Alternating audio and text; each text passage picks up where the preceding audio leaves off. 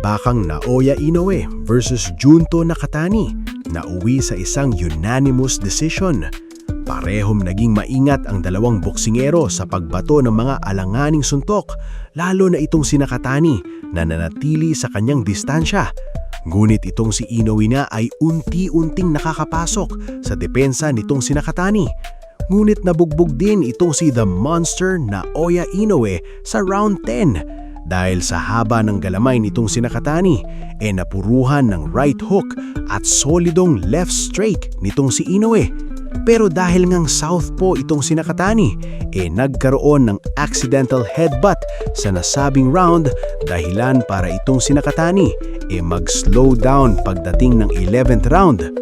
Dito na napuruhan at nag-backpedal itong The Big Bang Junto Nakatani dahil hirap na rin itong makakita dahil sa natamong cut. Pagdating ng 12th round sinubukan nga nitong si Nakatani na makabawi, ngunit parehong nakaramdam na rin ng fatigue itong si Inoue at Nakatani. Nauwi nga sa isang unanimous decision pabor sa The Monster, 116-112, 115-113 at 116-112. Isa na namang achievement ito para sa The Monster dahil tinalo nito ang isang 3-division undefeated world champion at kapwa Hapon, dahilan para masimento ang kanyang pangalan bilang hari ng Japan boxing. Sa kabilang banda naman, ang kapatid naman nitong si Naoya Inoue na si Takuma Inoue panalo din.